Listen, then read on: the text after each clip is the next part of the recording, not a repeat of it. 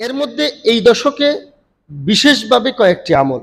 এর মধ্যে একটা আমল হলো গোটা দুনিয়ার মুসলমান এক জায়গায় গিয়ে করবে, যাকে আমরা হজ বলি।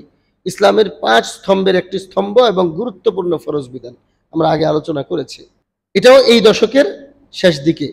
আরেকটা আমল হলো, এই একটা আমল তো হলো বিশেষ আমল, যেটা গোটা দুনিয়ার সমস্ত মুসলমানদের মধ্য থেকে যাদের উপরে ফরজ হবে, অর্থাৎ গোটা দুনিয়ার মুসলমানদের মধ্য থেকে একটা অংশ, সামগ্রিক দিক বিবেচনা করলে ছোট একটা অংশ নির্ধারিত জায়গা তথা বাইতুল্লাহ গিয়ে, মক্কা শরীফে গিয়ে, মক্কা, এরপরে আরাফা, মুজদালিফা, মিনা, এই কয়েকটা জায়গায় বিশেষ কিছু ইবাদতের মাধ্যমে ওই আমলটা করবে।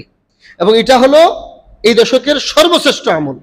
আরেকটা আমল হলো, যে সমস্ত মুসলমানরা ওইখানে যায় নাই, আজকে যদি প্রায় 250 কোটি মুসলমান পরিসংখ্যানে বলা হয়, তাহলে হজে তো মনে হয় 1 কোটিও যায় না।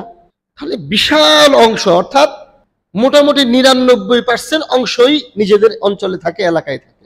তো তাদের জন্য এই দশকের আরেকটা বিশেষ আমল, সেটা হলো কুরবানি। হজে যারা যাবে এদের চেয়ে একটু বেশি অংশ হলো এটা, কিন্তু এই অংশটাও উম্মতের সবাই করে না, সবার উপরে ওয়াজিব হয় না, তবে হজের তুলনায় বেশি। যে সমস্ত মুসলমানরা হজ করে, ওদের তুলনায় দ্বিতীয় যে আমল কুরবানি, এই আমলটা গোটা দুনিয়ার মুসলমান বড় একটা অংশ করে, ছোট একটা অংশ হজ করে, এরপরে যে অংশটা বাকি থাকে ওই বিশাল অংশের বড় একটা অংশ নিজ নিজ এলাকায় থেকে ওই বিশেষ ইবাদতটা করে। এটাকে বলা হয় কুরবানি। আরেকটা আমল, এটাও গুরুত্বপূর্ণ আমল, এটা এই দশকেরই 3য় নম্বর আমল, বিশেষ।